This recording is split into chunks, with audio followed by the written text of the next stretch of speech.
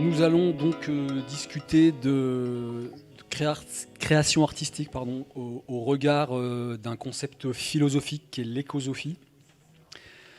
Plus concrètement, nous allons interroger la relation entre la contrainte écologique et la création artistique. L'écosophie, qu'est-ce que c'est? Alors on en a peut-être déjà entendu parler ou pas, donc on va chercher à en définir les termes et à se demander comment envisager la création artistique d'un point de vue écosophique. Ce qui devrait sans doute nous conduire, nous orienter vers une certaine façon de voir les choses, certainement différente de la façon de voir les choses dominante. Alors donc pour cela, pour cette discussion, nous avons invité différentes personnes que je me ferai le plaisir de vous présenter. Véronique Perruchon, professeure, ici présente, bonjour, professeure en art de la scène à l'Université de Lille et membre du Centre d'études des arts contemporains. Vous avez travaillé comme éclairagiste, régisseuse lumière. Et vous avez publié au moins 2 ouvrages, Noir, Lumière et Théâtralité en 2016 et André Engel, œuvre théâtrale en 2018. Et il y en a peut-être d'autres en préparation. À ses côtés, nous avons Elsa Révol, éclairagiste pour le théâtre, l'opéra, le cirque. Vous avez travaillé avec Ariane Nouchkine et Wajdi Mouawad, notamment. Vous développez une réflexion autour de l'éclairage de spectacles de magie nouvelle, et je crois que vous avez travaillé avec Yann Frisch. Voilà. Et vous conseillez le Cirque du Soleil pour des éclairages d'effets magiques. Nous aurions dû accueillir Marion Delplanque, metteuse en scène, comédienne, qui a eu un empêchement de toute dernière minute.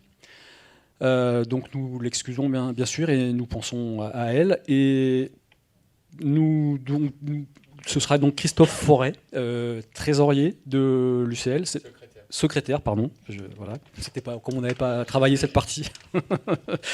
Secrétaire de l'UCL qui va porter la parole de Marion, puisque on avait préparé cette table ronde avec Marion. Marion nous a envoyé des textes. Marion a répondu aux questions préparées par Nicolas. Et donc, du coup, je vais lire ses réponses dans le cadre de la discussion. Voilà. Donc, j'ai présenté tout le monde. Moi, en ce qui me concerne, je m'appelle Nicolas Fandard. Je travaille principalement comme directeur technique. Et mon rôle aujourd'hui, ça va être d'animer cette discussion et de surveiller l'horloge pour qu'on essaye de rester dans le temps imparti. La discussion va se dérouler en 40 minutes à peu près et on réserve à la fin 10-15 minutes de questions-réponses, d'échanges avec toutes les personnes présentes dans la salle. Je vais maintenant laisser Christophe présenter rapidement l'UCL et oui, donc rapidement quelques mots. Donc l'UCL, l'Union des créateurs lumière, l'Union des créatrices et créateurs lumière, c'est une association qui réunit, donc comme son nom l'indique, les créateurs lumière, qui sont des personnes qui travaillent de façon assez solitaire. Donc le premier but, c'était de se rassembler pour mettre en commun éventuellement nos soucis, éventuellement nos connaissances.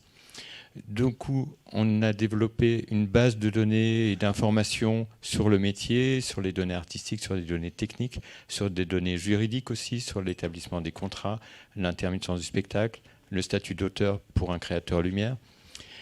Et on organise par ailleurs régulièrement des tables rondes, notamment en collaboration avec Lumière du spectacle que représente Véronique avec l'ENSAT à Lyon, donc sur des sujets variés. Donc on en a fait il y a 2 ans sur la scénographie, on va en faire en juin prochain sur la couleur, ou des rencontres ou des débats avec les constructeurs de projecteurs sur des sujets techniques ou des sujets artistiques.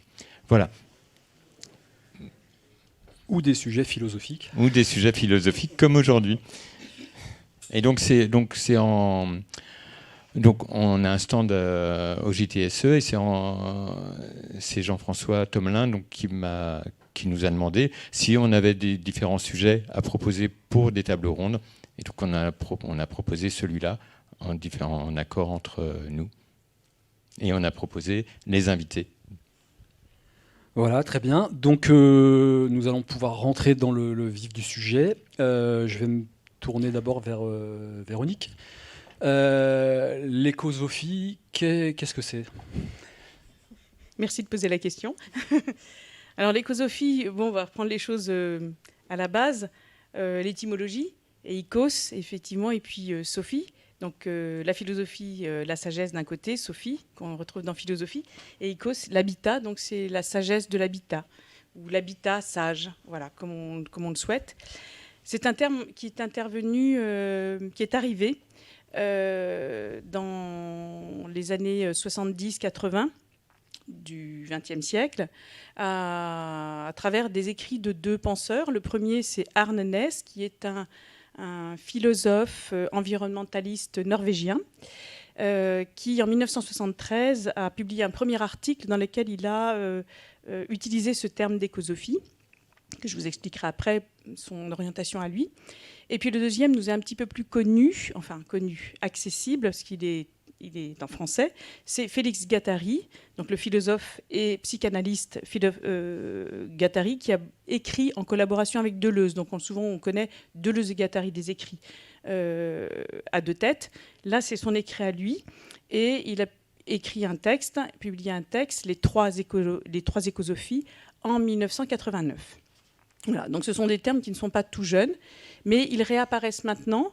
Je l'ai vu effectivement, au moins sur une introduction de plaquettes de spectacle, mais sans nécessairement l'expliquer. Alors ça, c'est pour le point d'ancrage, d'où ça vient. Je vais vous l'expliquer maintenant. Donc, Arne Næss est un philosophe environnementaliste de l'environnement, et il est montagnard. Il est norvégien, il habite donc dans un univers qui est quand même en contact fort avec la nature. Donc il a développé cette notion philosophique à partir d'un vécu, et cette notion philosophique, c'est la philosophie de l'harmonie ou de l'équilibre qui est née des relations que l'homme peut établir avec la réalité omni-environnante, voilà. Donc l'humain avec son environnement. Pour Félix Guattari, c'est un peu différent. Il a une approche qui articule une dimension éthico-politique. Donc on va dire que c'est presque un petit peu plus concret. Et effectivement, il va articuler cette dimension éthico-politique en trois axes qui sont environnemental, social et mental. Alors, Félix Guattari d'un côté, Arne Næss de l'autre. Arne Næss va développer, en fait, dans sa théorie, il va écrire de nombreux ouvrages. Félix Guattari, un seul ouvrage qui fait 74 pages, on le trouve, vous tapez sur Internet, vous allez le trouver en libre accès, c'est intéressant. Et Arne Næss, lui, en revanche, va publier énormément d'ouvrages, il va avoir une chaire de philosophie d'écosophie à l'université d'Oslo, qui existe toujours. La dernière personne qui avait cette chaire était Eva Joly, voilà, il y a quelques années. Donc cette chaire existe toujours, où on enseigne cette philosophie. Alors cette philosophie, il la base sur... il conçoit finalement deux niveaux. Il parle d'écologie superficielle et d'écologie profonde. L'écologie superficielle, c'est une manière d'aborder la crise à travers ses aspects extérieurs. Alors, très concrètement, ce sera effectivement tout ce que nous mettons en place dans nos quotidiens pour essayer d'avoir des attitudes, des comportements écologiques. Et la philosophie profonde, ce sont vraiment les fondements de sa philosophie écosophique, les fondements et comment changer finalement le monde à travers le changement des fondamentaux. Donc il y a une pensée qui est plus philosophique, effectivement, d'un côté, bien que les deux soient des philosophes. Ce qu'on peut peut-être dire aussi, c'est que d'un côté, donc du côté de Harness, on est vraiment sur une pensée, une écologie de la pensée englobante, qui englobe toute la vie, et que chez Félix Guattari, on sera peut-être sur une écologie d'un type nouveau, plus pratique, plus spéculatif, éthico-politique, comme il l'a dit lui-même, et aussi esthétique. Voilà ce que je peux peut-être dire. On pourra peut-être retenir aussi que, enfin c'est ce que j'en retiens en tous les cas, et en suivant Harness, qui est quand même à l'origine de cette pensée, c'est que l'écosophie oriente et entre dans une pensée holistique que je pourrais expliquer tout à l'heure. Merci. Alors, pour essayer de résumer un petit peu ce qui vient d'être dit, est-ce qu'on peut considérer que l'écosophie est une sorte de renversement de la perspective anthropocentrique? Et c'est-à-dire qu'elle a pour vocation de replacer l'humain dans son environnement sur le même plan, finalement, que le reste du vivant. Et c'est une remise en question aussi de l'être humain comme la mesure de toute chose. Est-ce qu'on peut essayer de... Oui, alors à partir de là, donc ça c'est... Disons que ce qui me paraissait intéressant, c'était de ramener l'origine de cette pensée, qui est une pensée philosophique, qui est ce qu'on appelle l'écosophie. Parce que c'est un terme qui revient, donc autant le connaître. Mais c'est vrai qu'à partir de là, il y a toute une école qui est plutôt rattachée à l'écologie profonde. C'est-à-dire que pour Harness, l'écologie profonde et l'écosophie sont intimement liées. Ça paraît évident. Et souvent, on prend un terme à la place de l'autre et on va facilement ramener la question de l'écologie profonde en avant. Et à côté, et parallèlement, d'autres penseurs ont développé effectivement des pensées qui vont à l'encontre de l'anthropocène et qui vont proposer des alternatives en supposant. Alors cela dit, le terme anthropocène en fait est une construction qui ne correspond à rien de scientifique pour les spécialistes de l'étude de l'ère, des ères qui ont traversé l'évolution du monde. Et voilà, c'est une construction. On s'éloigne peut-être un petit peu. Oui, pardon, je suis désolée. Alors maintenant qu'on a développé un petit peu ce concept d'écosophie, comment peut-on le relier au processus de créativité artistique, puisque c'est ce qui nous préoccupe. Oui. Alors c'est là où effectivement la pensée holistique intervient, me semble-t-il. C'est-à-dire que la pensée holistique, c'est tout un ensemble d'idées qui se caractérise par le rejet d'une approche analytique et réductionniste. C'est-à-dire que dès qu'on analyse quelque chose, on le démolit, on le détruit, on le décompose, et finalement, c'est mortifère. Voilà. La pensée holistique, c'est effectivement considérer, affirmer même que le tout est plus grand que la somme des parties, que le tout détermine la nature des parties, que aucune partie ne peut être comprise séparément des autres parties auxquelles elles se rattachent, et elles sont reliées dans une dimension dynamique et interdépendante. Bon, pour moi, c'est une bonne définition du spectacle vivant et de toutes les parties qui composent le spectacle vivant. Donc, vouloir extraire la lumière d'un côté, la scénographie de l'autre, le son pour parler des aspects que le public peut connaître, mais il y en a tellement d'autres que représentés ici par les professionnels, finalement, pour moi, ce serait un non-sens. Donc, il y a une pensée holistique, donc de l'holisme à l'écosophie. Il me semble que c'est possible si on veut approcher les choses en refondant fondamentalement la pensée du spectacle vivant, en le recomposant au lieu de le décomposer. Merci. Toujours du point de vue écosophique, comment est-on amené à considérer les contraintes écologiques si on considère qu'on fait partie d'un tout est-ce que on développera peut-être plus la contrainte plus tard, mais est-ce que Oui, d'ailleurs, je pense que c'est peut-être... Juste un mot sur cette histoire de contraintes. Oui, on va en reparler. Ce sera intéressant, je pense, d'entendre les créateurs, créatrices. Et effectivement. Donc on va rentrer plus dans le concret. Donc je vais me tourner maintenant vers Elsa et Christophe, qui donc représente, pour ceux qui sont arrivés un petit peu en retard, Marion Delplanque, qui n'a pas pu venir et qui nous a quand même transmis son discours par l'intermédiaire d'un texte. Donc Christophe a la gentillesse de porter la parole de Marion.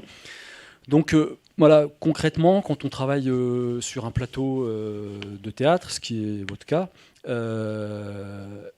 quelles sont les contraintes écologiques auxquelles on est confronté aujourd'hui ?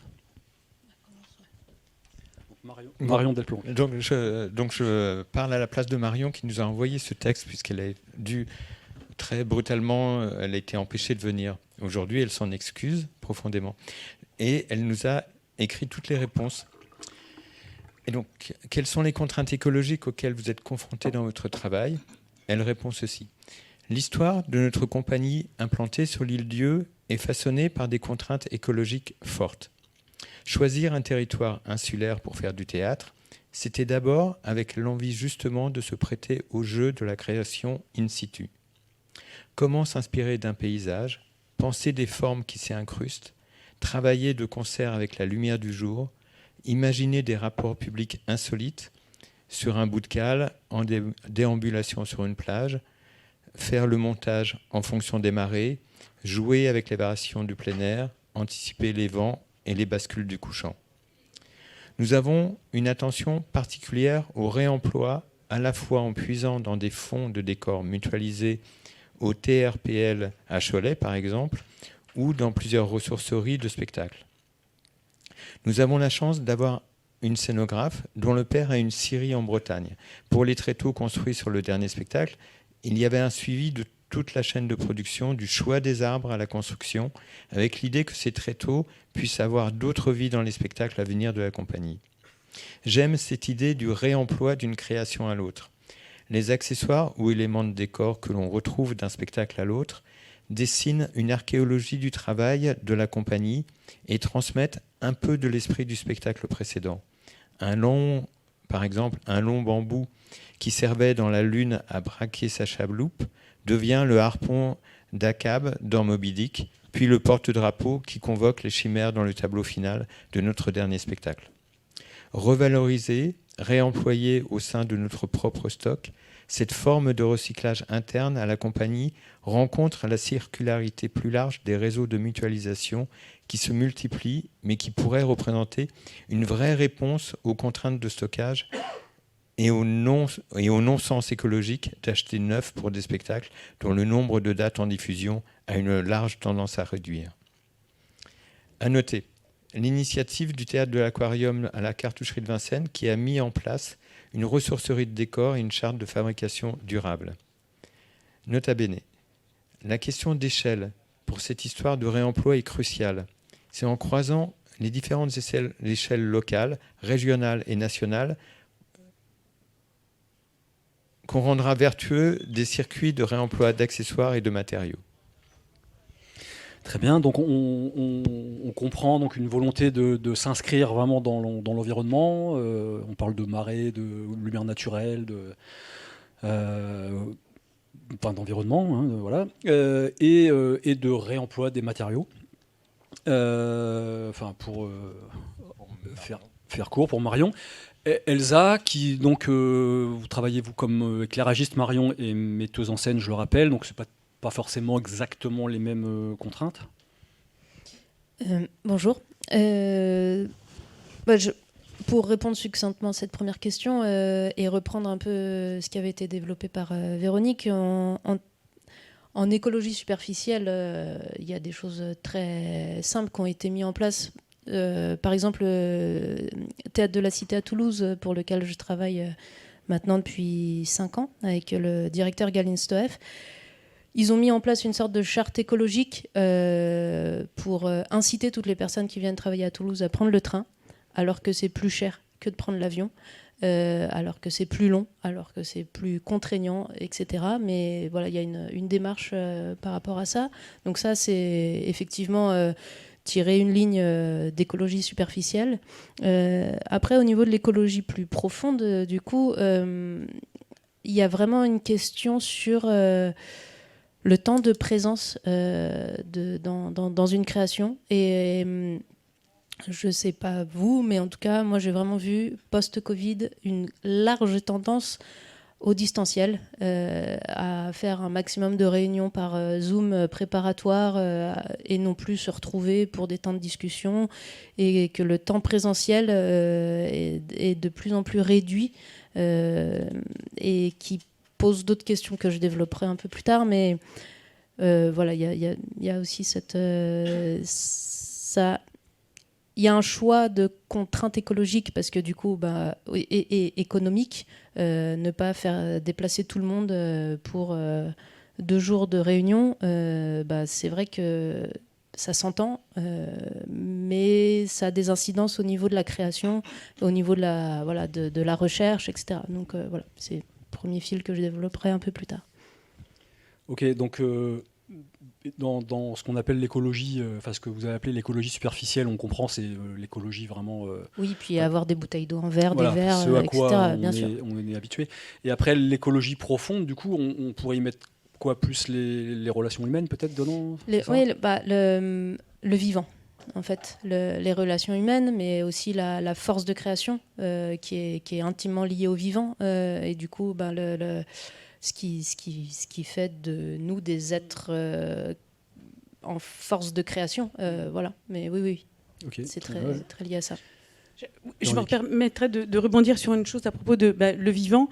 Il y a une autre théoricienne américaine qui s'appelle Susan Clayton, qui a développé une théorie qui est celle de l'identité environnementale et qui pose des questions, qui pose 3 questions finalement à nous poser à nous-mêmes, c'est-à-dire d'essayer d'évaluer notre identité environnementale à partir de la dimension cognitive, c'est-à-dire finalement à quel degré je crois que je fais partie de la vie, de la nature, du vivant, vous l'appelez comme vous voulez.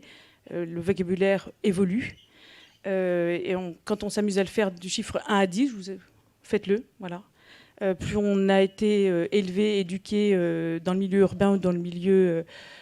finalement au contact de la nature, on n'a pas tout à fait le même type de réponse, ça joue.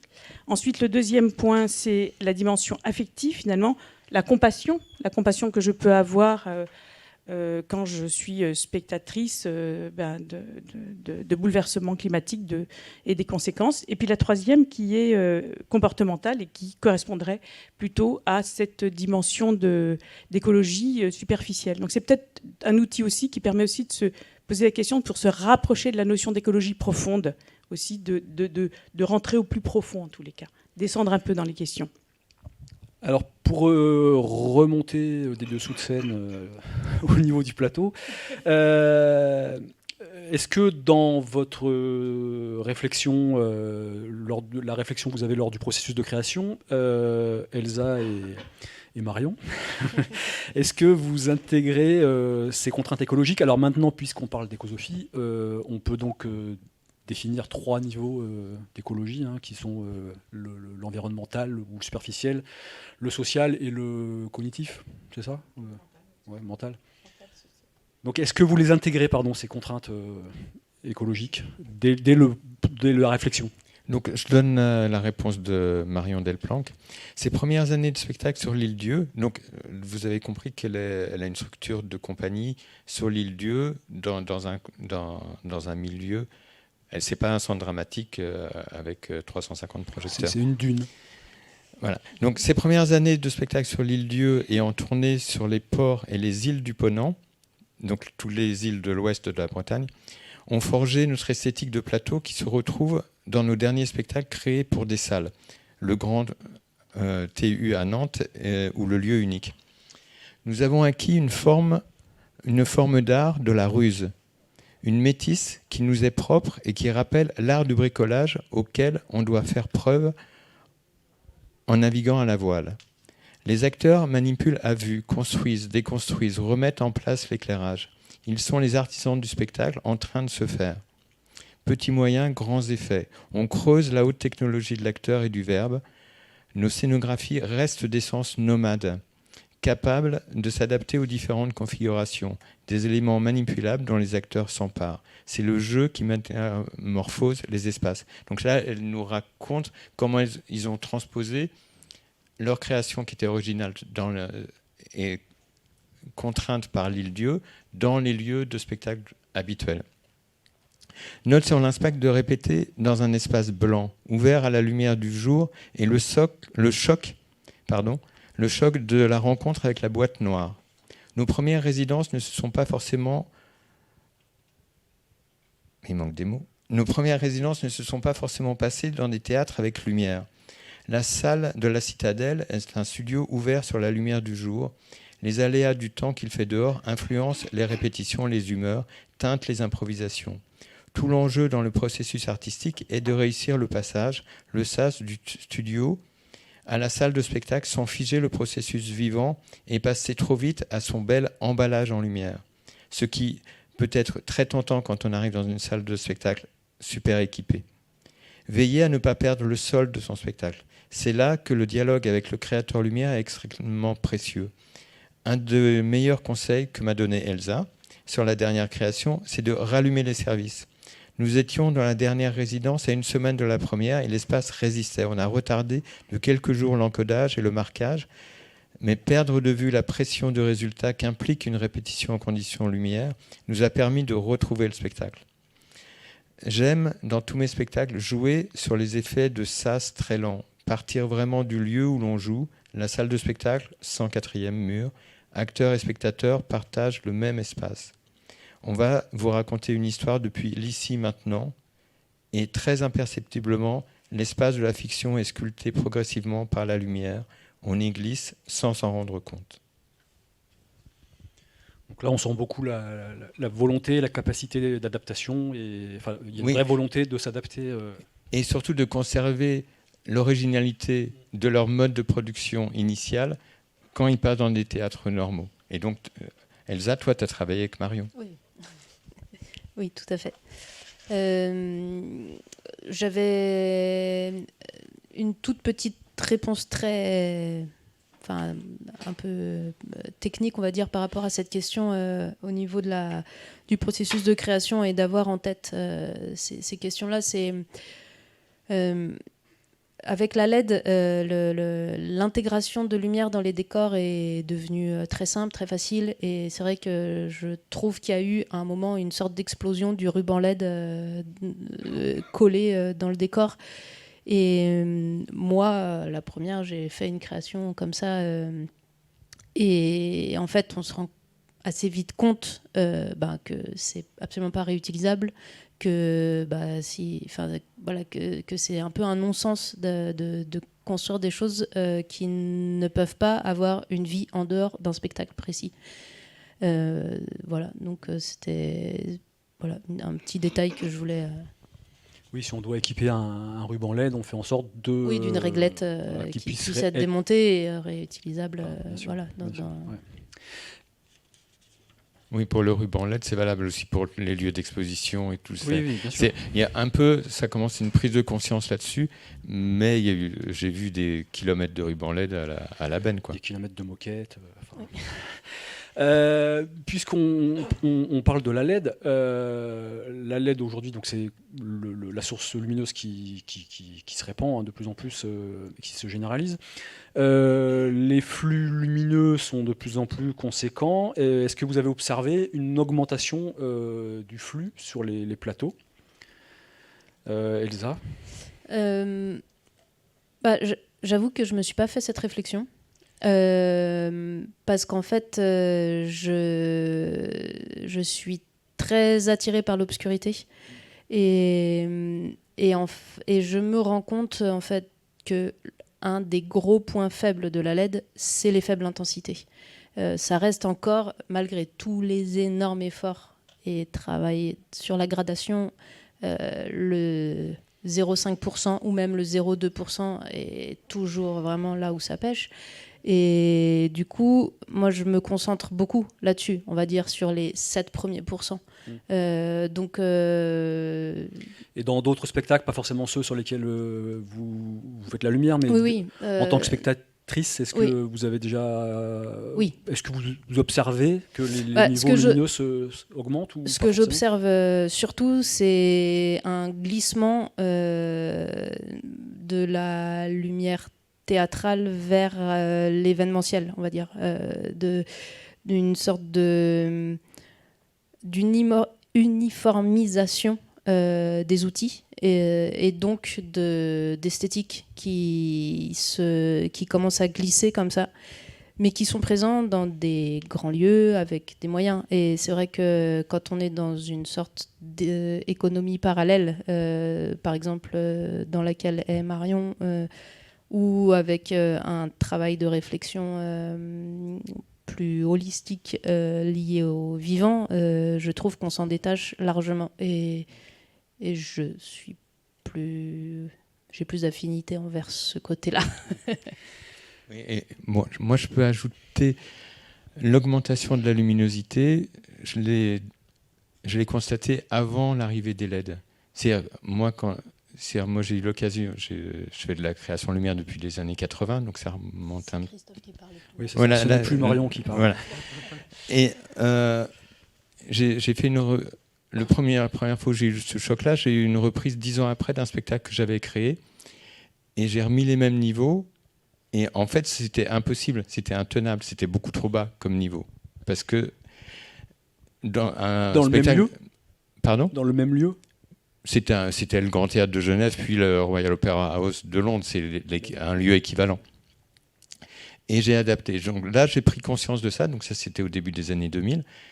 Et maintenant, c'est les LED et aussi, surtout, les panneaux LED. C'est-à-dire, dans les décors, sont intégrés de plus en plus des écrans ultra lumineux qui fait qu'en fait on voit plus les personnages et du coup il faut hyper éclairer et beaucoup de spectacles sont suréclairés et aussi parce qu'on est entouré d'écrans et de très fortes lumières qui nous fatiguent les yeux et qui fait qu'on voit plus rien si on revient à des niveaux plus raisonnables. Voilà. Mais la tendance, elle avait commencé avant l'arrivée des LED. La LED n'a fait que se renforcer parce qu'elle apporte pour 10 watts ou 50, enfin une lampe LED de 100 watts éclaire énormément. Donc du coup, on a à disposition une puissance lumineuse qu'on n'avait pas avant. C'est pour ça, et on peut perdre les bénéfices d'une consommation plus basse si on augmente les niveaux. Oui, voilà. Et ça rejoint sur le sujet d'aujourd'hui. Oui, c'est ça. C'est qu'en fait, on est en train de... C'est comme les gros SUV avec les voitures électriques, c'est la même histoire. Véronique ? Oui, et juste, on voit bien la confusion possible entre l'écologie et l'économique. C'est-à-dire que cette confusion entre les deux fait que, étant donné que c'est plus économique, la LED, pourquoi ne pas les laisser allumer là, par exemple, aujourd'hui, c'est ce qu'on fait. Très peu, mais quand même. Mais alors que si on veut avoir vraiment une démarche écologique profonde, il faut revoir les choses. On ne devrait pas les laisser allumer. Oui, voilà. Complètement.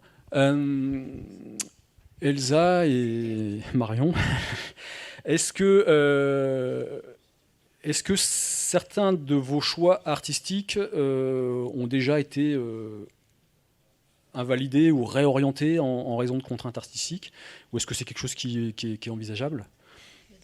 Oui, donc la réponse de Marion à ta question. Les choix sont modelés par le dialogue avec la scénographe et la créatrice lumière.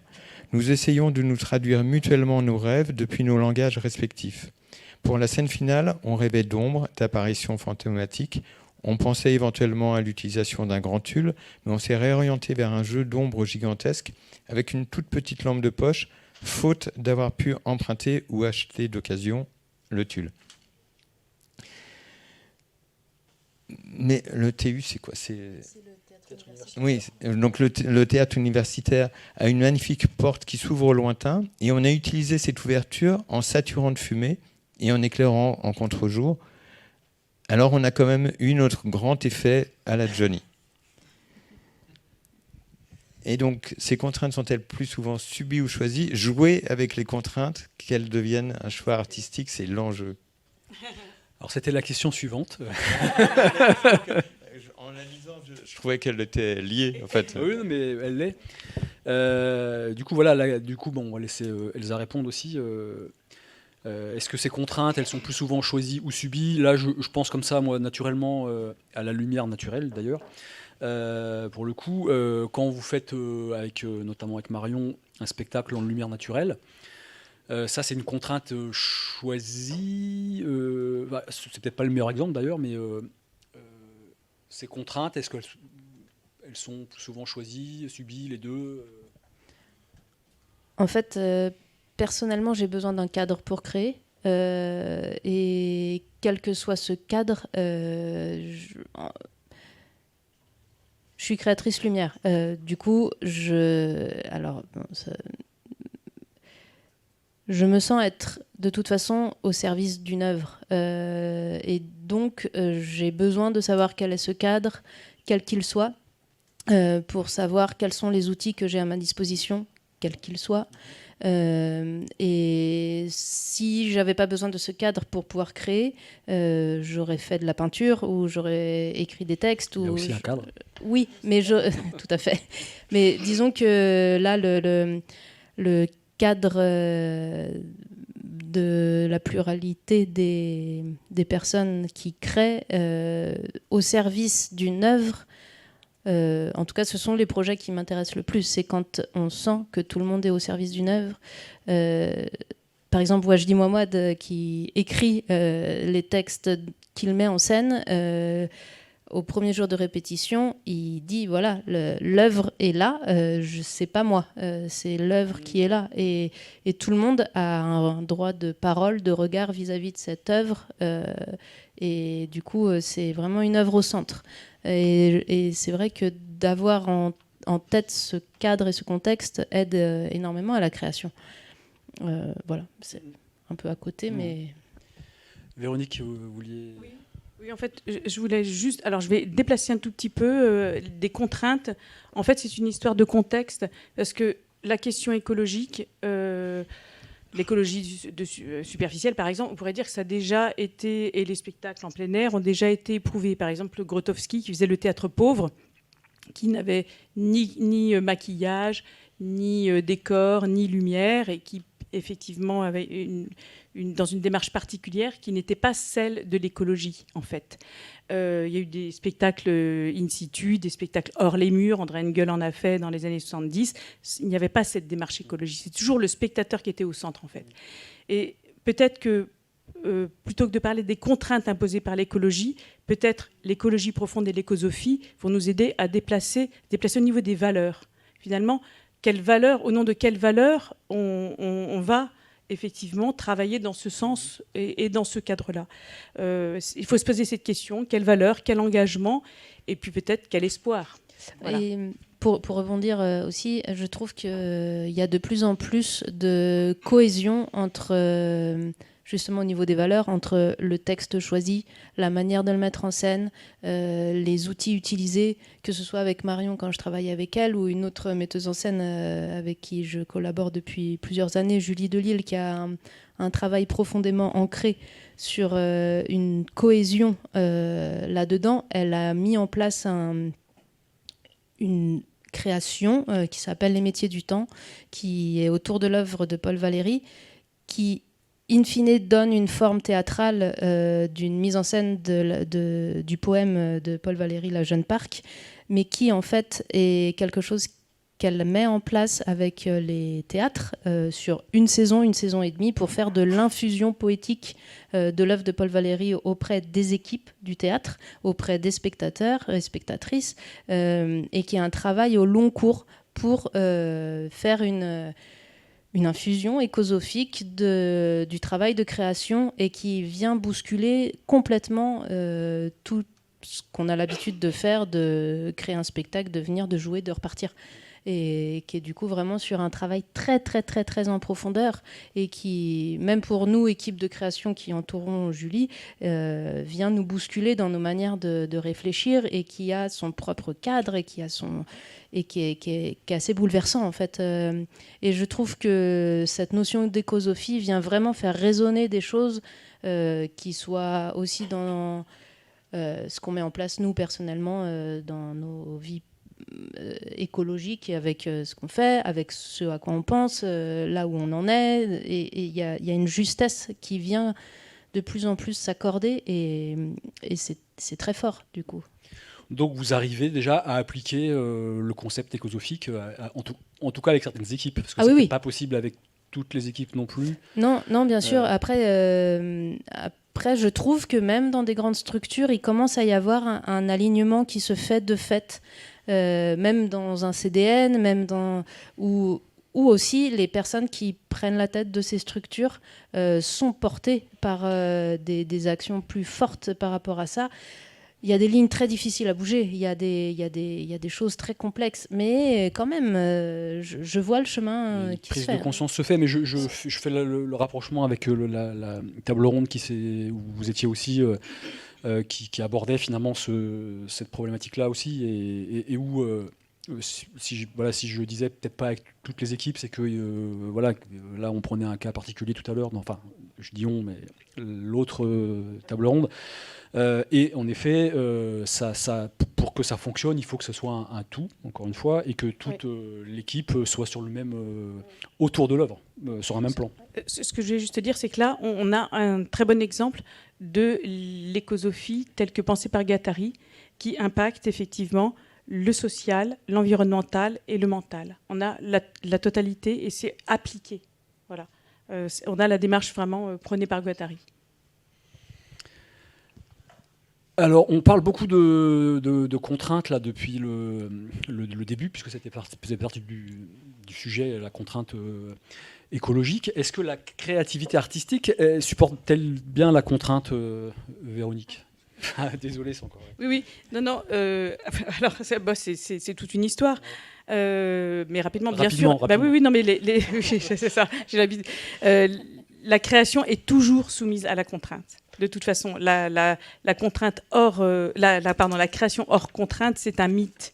On parlait du cadre tout à l'heure. Voilà, les auteurs, les oulipiens, je ne sais pas si vous connaissez, mais les auteurs qui se donnaient des contraintes par principe d'écriture, tout le monde, toute création se fait par contrainte. C'est un mythe. Oui. C'est peut-être un peu vite répondu, désolé. Non, c'est très bien.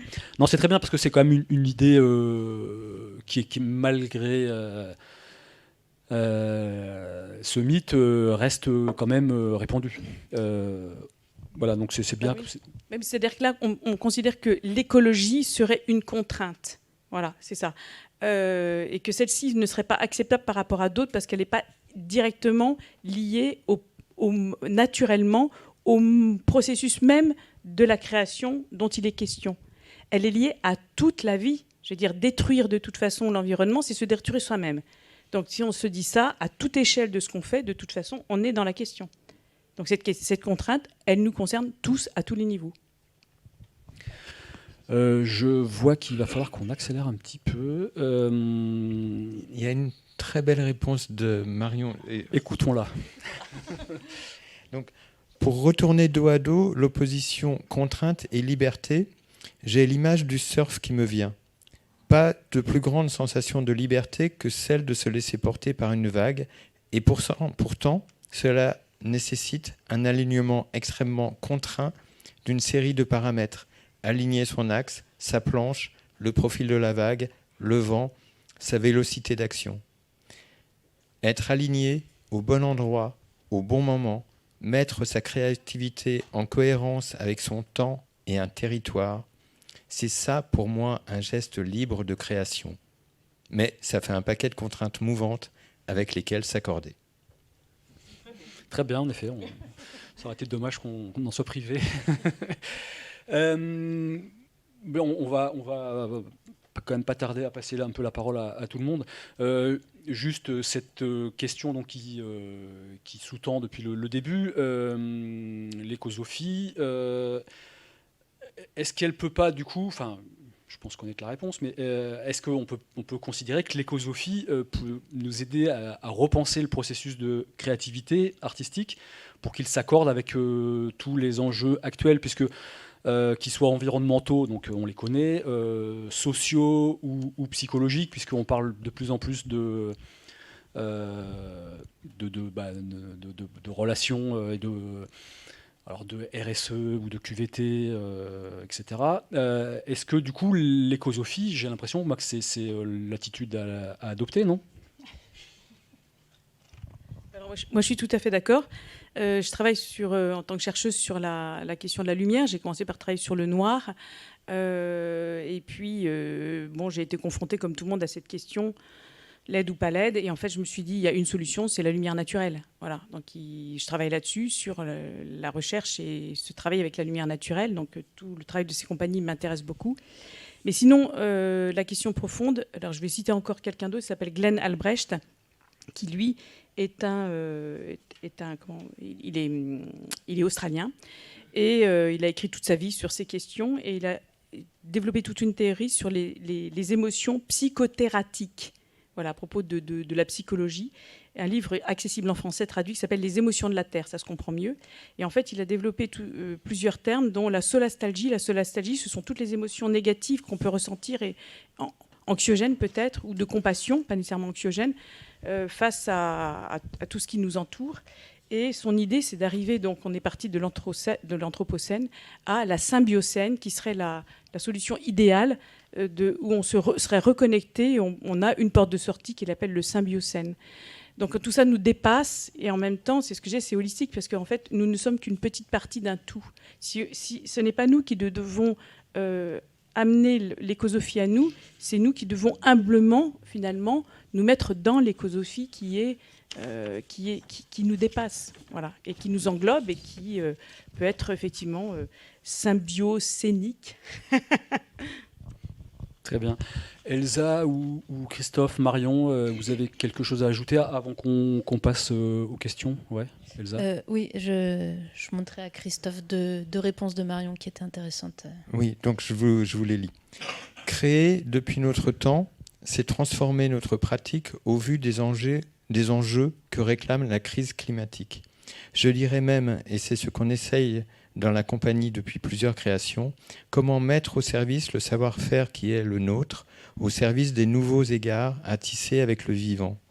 Tenter de raconter des histoires qui forgent des armes pour penser demain. Le chemin est long pour amorcer une nouvelle cosmologie du spectacle vivant qui réponde aux enjeux climatiques. On ne sait pas jusqu'où ça peut aller, mais on a besoin des histoires et on a besoin des imaginaires pour entrouvrir des possibles, pour s'entraîner, s'apprêter au temps à venir et aux nouvelles formes théâtrales qui réclament. Ce chemin doit se faire collectivement, en dialogue entre créateurs, techniciens, espaces de création et politique culturelle. Le nerf de la guerre, je crois, c'est de réussir à garder de réels espaces du temps de recherche. Ne pas se laisser contraindre sur les temps de création. C'est dans ces moments de recherche, d'errance, d'improvisation que naissent les imaginaires dont on a besoin pour retrouver du pouvoir d'agir. Merci Elsa. Et je voulais rebondir là-dessus quand je parlais de cette question présentielle, distancielle au début de la table ronde, où effectivement la volonté écologique, économique de faire passer une grande partie du travail en distanciel sur le temps de réflexion, moi, me semble être une réponse d'écologie superficielle et absolument pas une réponse d'écologie profonde. Parce que, comme le dit très très bien Marion, c'est dans les temps de doute, c'est dans les temps d'errance, c'est dans les temps où la création est perdue que l'on trouve ensemble. Et la cohésion de cet ensemble et de se raccrocher au vivant est vraiment la force de ce qui va produire une unité cohérente dans la création. Et donc répondre à des contraintes aussi beaucoup plus justement. Oui, puis c'est des moments de partage aussi. C'est ce qui Oui, fait bien aussi sûr. que l'œuvre est collective. C'est qu'il y a ces moments. Oui, et puis évidemment, toutes les discussions hors plateau, pendant qu'on est en train de tous aller au gîte après, évidemment, bien sûr. Merci.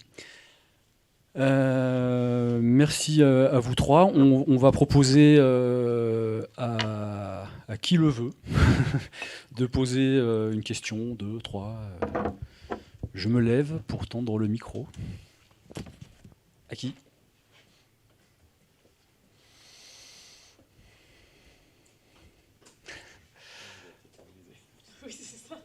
Non, personne ? Pas de questions. Tout a été dit. Ce n'est que le début pourtant d'une aventure. Bon, ben. Ah, il en fallait un. D'abord, merci aux techniciens qui ont éteint l'écran LED. C'était bienvenu dans le débat. Juste se dire que ça va être compliqué de faire un spectacle en tant que spectateur, de pouvoir considérer qu'on va voir un spectacle avec moins de lumière et peut-être avec que de la lumière naturelle, parce que ça veut dire que s'il fait mauvais et si le temps est couvert aujourd'hui, eh ben on risque de ne pas voir le spectacle, mais peut-être qu'il faudra donner des rendez-vous ouverts. Il fait beau, donc on peut jouer, il fait moins beau, on ne pourra pas jouer. Et juste aller visiter le Teatro Olimpico à Vicenza, qui est dans l'histoire du monde le premier théâtre en dur. C'est toujours très intéressant de voir ce que faisaient les anciens. Là, ça remonte à vraiment très très longtemps. Et qui est de voir les volets en bois qui étaient à l'arrière des spectateurs et qui pouvaient s'ouvrir et se fermer plus ou moins pour laisser rentrer plus ou moins de lumière sur la scène. Voilà. Donc il y a plein de pistes à creuser. C'était tout ce que je voulais dire. Absolument. Merci. Quelqu'un d'autre ?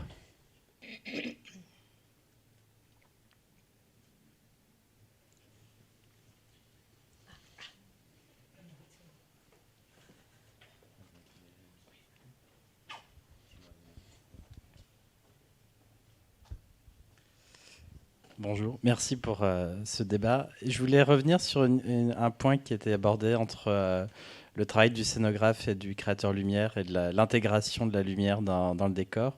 Justement, est-ce que l'usage de la LED ne permet pas de nouvelles possibilités, justement, d'aller chercher de nouvelles façons d'intégrer de la lumière et que des objets deviennent lumineux ou que la lumière apparaisse autrement que par des projecteurs ? Donc je voulais voir justement quelle était cette réflexion par rapport à l'objet lumière plus que le projecteur. Est-ce que ça n'est pas aussi de nouvelles approches artistiques ? Si, complètement. Oui, oui. Ce que je disais dans la limite que cela avait, c'était la réflexion plus globale de est-ce que c'est quelque chose qui va fonctionner juste pour ce spectacle et comment l'intégrer ensuite, tout en intégrant la lumière dans le décor, comment détacher la lumière de ce décor pour pouvoir le réutiliser plus tard. C'était ce double enjeu en fait à prendre, justement pas à la légère, quoi, de bien réfléchir. Mais oui, évidemment, la LED et la miniaturisation de la lumière, le fait que ça puisse être sur batterie, le fait que ça puisse être contrôlé sans fil, ça ouvre des possibles magnifiques. Et justement, sur la question du théâtre aussi hors les murs ou en extérieur, là, on a aussi quelque chose d'extrêmement léger, portable, qui permet de s'intégrer simplement et facilement. Je ne sais pas, Christophe, si tu veux rajouter... Oui, en tant que Christophe. En tant que Christophe. Oui, évidemment, les lumières LED intégrées ça crée des objets qu'on n'avait pas avant, et donc c'est des plus, ça c'est sûr. Mais du coup, Pardon, oui, c'est vrai que là, dans tout ce sur quoi j'ai parlé, j'ai pas du tout parlé de la pratique que j'ai au niveau de la magie nouvelle. Et c'est vrai que la question d'objets lumineux est très fort dans la magie. Parce que, par exemple, un spectacle, Les Limbes d'Étienne Saglio, qui joue en ce moment à Paris, d'ailleurs, au passage, j'ai vraiment travaillé là-dessus pour...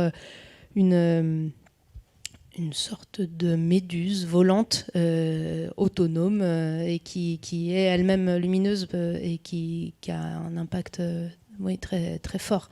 qui n'aurait absolument pas été possible il y a quelques années. Ouais, ce dont il était question, c'était vraiment le réemploi, de penser au réemploi au moment où on conçoit un objet lumineux, c'est ça, hein. Oui, de la même façon qu'on pense au réemploi d'un élément de décor quand on le conçoit maintenant. Chose qui était même pas pensée il y a une vingtaine d'années. Après,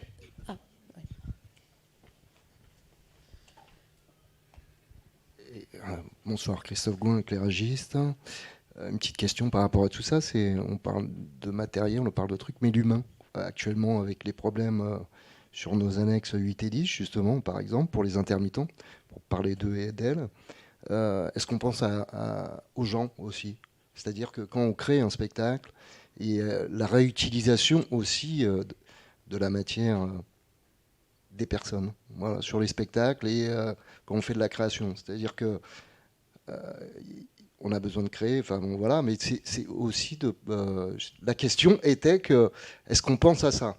Est-ce que beaucoup de gens commencent à penser à ça aussi et d'embaucher des gens, par exemple, de la région plutôt que voilà, de créer des spectacles en fonction de ça et de se dire l'humain aussi il est important et le nombre aussi parce que il y a toute une profession et on voit bien qu'actuellement la diminution des coûts de matériel et de matières premières et les économies à faire, hein, et quand on parle d'écologie aussi, le transport et tout ça, je pense qu'il y a des tas de gens qui vont se retrouver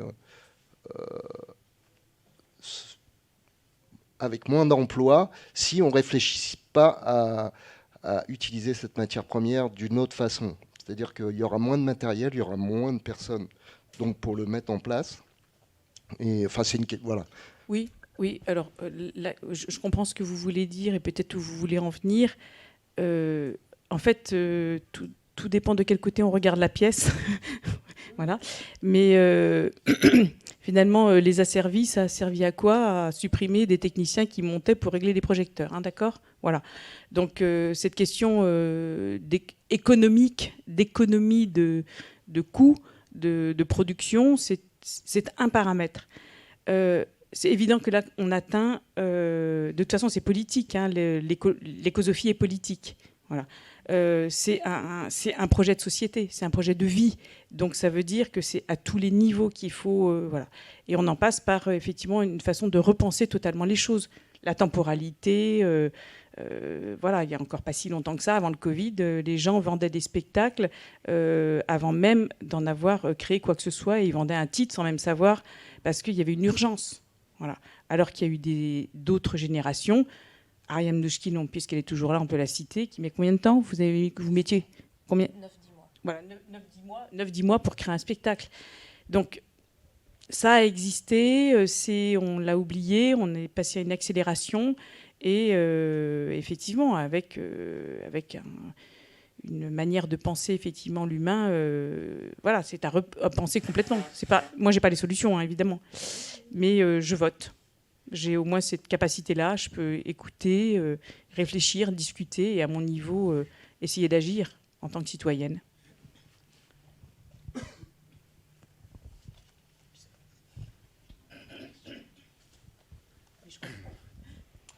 Du coup, Elsa, j'ai une question pour toi.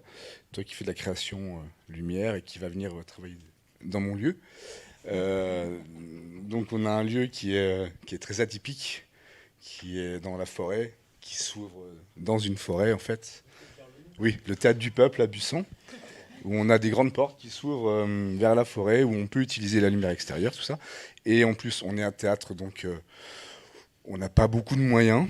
Donc on n'a pas un gros parc lumière, on a ce qu'il faut, enfin, on a des projecteurs. Alors la question est, est-ce que tu te suffirais de ce qu'on a chez nous pour faire ta création, ou alors tu aurais besoin d'autres projecteurs? La réunion de travail caché.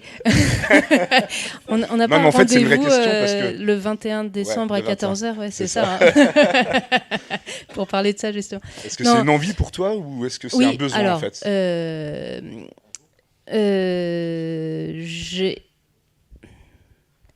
personnellement, dans mon parcours personnel, entre autres ce pourquoi... Enfin, non. Je suis arrivée à me dire que je voulais faire de la création lumière parce que j'ai été en contact avec André Dio et j'ai pu suivre, pendant que j'étais adolescente, son travail. Et d'un coup, je me suis dit, mais en fait, je ne vais pas réfléchir 100 000 ans à ce que je veux faire dans la vie, c'est ça.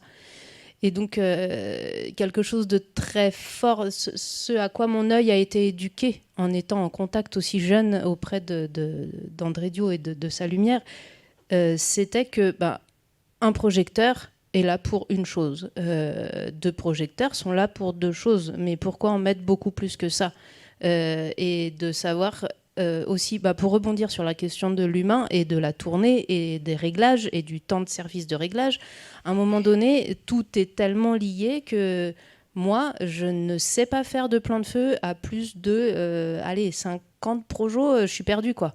Et en plus de ça, il n'y a plus le temps de tout régler, il n'y a plus le temps de tout installer.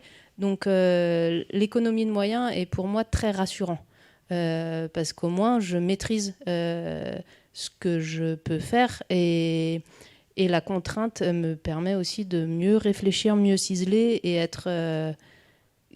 J'ai bossé avec des metteurs en scène qui m'ont demandé d'en mettre plus. J'étais perdue. Je m'en sortais pas, en fait. Voilà. Donc j'aime bien... Rassure-toi, j'aime bien partir de ce qui existe. Mais oui, ça me semble aussi très intéressant aussi de se servir de la connaissance des gens dans lesquels on arrive pour faire une création.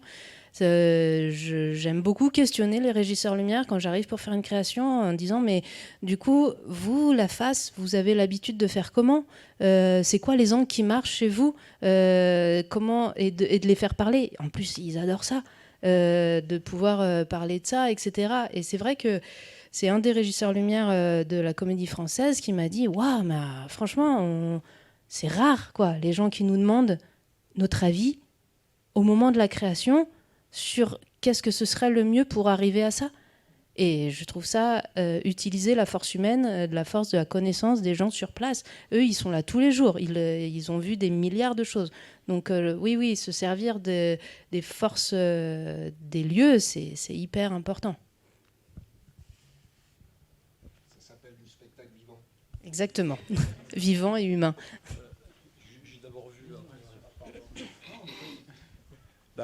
Bonjour Karim, n'est-ce pas le rôle de l'éclairagiste justement de s'adapter au lieu, au matériel et voilà quoi, adapter sa création. C'est bien de faire une création quand on est sur un lieu, on a le temps de répéter, on a le temps de mettre en place son plan lumière, mais après quand on part en tournée, est-ce que c'est pas important de s'adapter aux conditions je dirais à la personne qui a la régie lumière du coup pour le coup.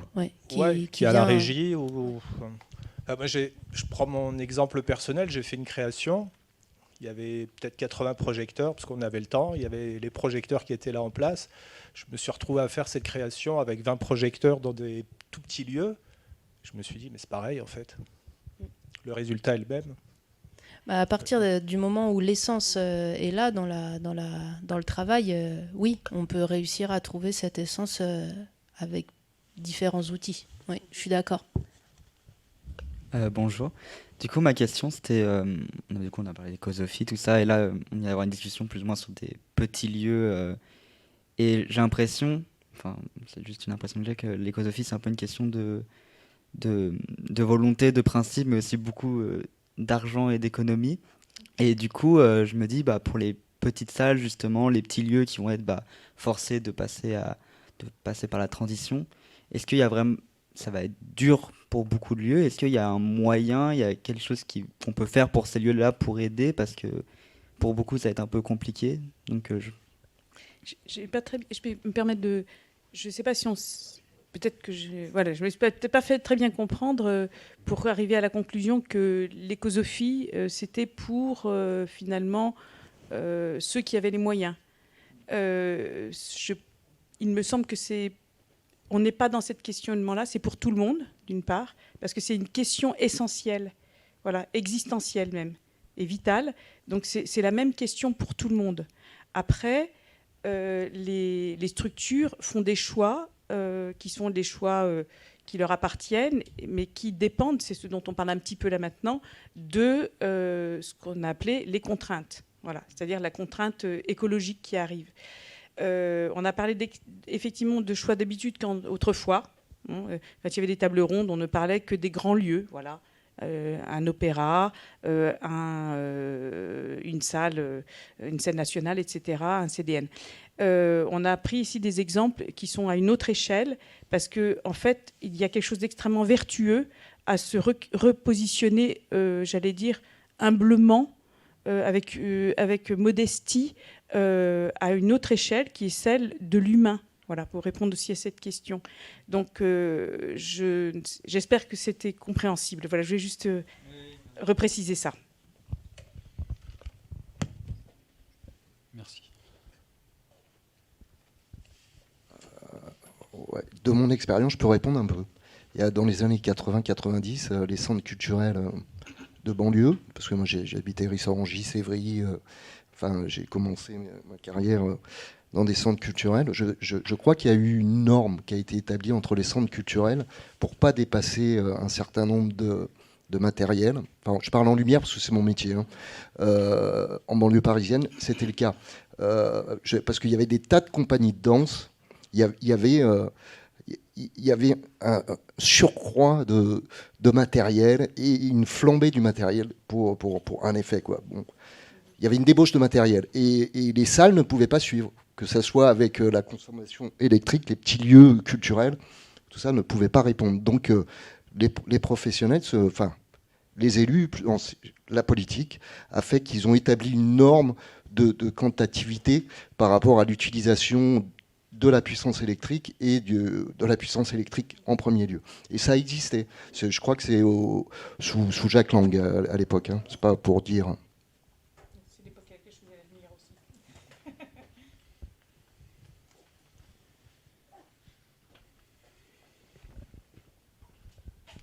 J'entendais une autre chose aussi dans la question qui venait derrière moi là, sur les petits lieux. C'est vrai qu'on va un peu droit dans le mur, j'ai l'impression. Je suis directeur technique, hein, pardon. On va un peu droit dans le mur, j'ai l'impression, avec ce fait de cette transition écologique qui passe par la LED, en sachant très très bien tous qu'on n'aura pas les moyens de faire évoluer le parc de matériel.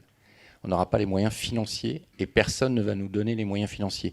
Les budgets des DRAC, des directions régionales des affaires culturelles pour la transition écologique, sont ridiculement bas par rapport aux réels besoins d'évolution du matériel. Donc on va vivre une transition qui va être terriblement anxiogène pour tous les gens qui travaillent dans les petits lieux, parce que les grands lieux s'en sortiront, pour savoir comment ils vont pouvoir faire. Donc on va devoir lutter pour conserver nos vieilles machines, pouvoir arriver quand même encore à les entretenir, arriver à encore avoir quelques ampoules halogènes pour durer un petit peu avant d'avoir les moyens de faire cette évolution. Mais c'est très très négatif ce que je dis, mais je pense qu'on a des jours noirs sur cette évolution dans les théâtres en France, véritablement. C'est pas positif. Hein. Et moi, la question que je me pose, c'est cette évolution vers la LED est-elle vraiment éco-responsable, écologique, éco... Non. Il y a tout ça. On consomme moins d'électricité, la facture EDF est moindre. C'est économique, mais pas écologique, on est d'accord. Mais le coût de fabrication, l'impact et carbone puis le recyclage, etc. Oui, on apporte ça comme la solution miracle. Mais le problème qui se pose maintenant, c'est que il n'y a plus le développement des lampes traditionnelles, il n'y a plus qu'une seule usine qui en fabrique, les prix flambent parce qu'il y a beaucoup de demandes pour compenser, parce qu'il faut acheter des lampes, donc les prix flambent, et donc pour les petites structures et même pour les grosses structures, le prix des lampes halogènes qu'on peut encore acheter, c'est énorme, et ça va aller de pire en pire. Oui, parce que le spectacle, et comme il n'y a aucun développement, et la lumière de spectacle, vous pouvez en parler aux constructeurs, tous les constructeurs qui sont là, les projecteurs, tous les outils magnifiques qu'ils nous fabriquent, ils dépendent complètement des développements qui sont pour les industries, qui ne sont pas pour nous. Et donc, il n'y a pas de maîtrise sur le cœur de ce qui fait la lumière par les fabricants.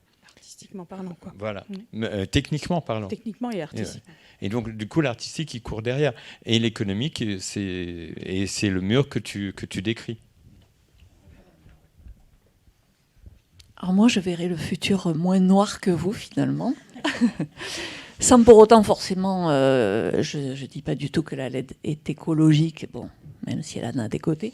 Mais moi, j'imagine, on va faire une transition vers la LED qui sera très longue et très difficile, mais moi, j'imagine qu'elle ne se fera jamais complètement et qu'on restera toujours en cours de transition. En cours, même dans les grandes structures, je n'imagine pas les grosses structures passer au 100% LED et bazarder tous leurs projecteurs halogènes. Mis à part, alors la seule difficulté, c'est les structures qui ont été créées avec du 100% LED, effectivement. Oui, Nicolas est un bon exemple. Nicolas, il le sait. Mais moi, je vois des structures qui ont acheté beaucoup de projecteurs LED, ils n'ont pas jeté un seul projecteur halogène. Voilà. Oui, et moi, j'imagine peut-être un peu que ça peut faire comme dans le son où tout d'un coup le CD apparaît, le vinyle, c'était évident qu'il était voué à une disparition absolument complète et totale.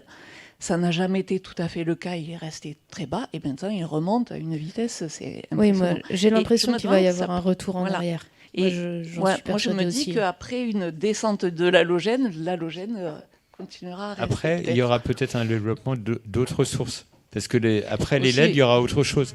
Aussi, oui, tout à fait. Je travaille avec des physiciens à Toulouse et ils développent des LED qui puissent fonctionner avec une ressource naturelle, c'est-à-dire avec, je sais pas quoi, de la carotte. Enfin, j'ai rien compris, mais enfin, faudrait que je vois. Je sais pas si elles seront toutes oranges, mais il faut que je vois ça de près. Mais ils font des recherches là-dessus. Hein. Mais effectivement, ce qu'on n'imagine pas, c'est que les LED qui sont donnés comme le seul outil qu'on puisse avoir, ben dans 10 ans, ce sera peut-être has-been. Et la question qu'on devrait se poser aussi, c'est il y a peut-être un enregistrement. C'est bien d'avoir plutôt que la LED ou la. Pardon. Oui, et les questions qu'on devrait se poser, c'est la source d'énergie, parce que si demain on a une autre source naturelle, on pourrait alimenter tous les halogènes. Il y en a une, il y a le soleil et les panneaux solaires. Enfin, moi, c'est là-dessus que je travaille. Voilà, c'est l'idée, c'est quand même, est-ce qu'on ne pourrait pas imaginer un projecteur qui soit alimenté avec des panneaux solaires ? Voilà, toute une salle à un moment donné. Et puis, déjà faire des spectacles en pleine journée. Attendre, Festival d'Avignon, quand même, on attend qu'il fasse nuit pour allumer combien de milliers de projecteurs, de watts, etc. Voilà. Exactement. Donc à un moment donné, on marche sur la tête, quoi. Donc repensons tout ça. Regardez là, on a eu vraiment un spectacle de lumière, c'était magnifique, une lumière orageuse sur la façade qui est en plus taguée magnifiquement ici. Et puis ici, on a vu à l'intérieur le changement de lumière, mais dans d'autres situations, on aurait dit non, mais il faut allumer. Mais reprenons l'habitude, effectivement, de vivre avec le rythme. Naturel, reconnectons-nous. Donc c'était ça l'écosophie, c'est vivre connecté, c'est ce lien entre l'humain et effectivement cette réalité englobante. Merci beaucoup Véronique, merci Elsa, merci Christophe, merci Marion, merci à toutes et tous d'être venus, d'avoir participé. Merci beaucoup et bonne fin de JTSE. Merci Nicolas.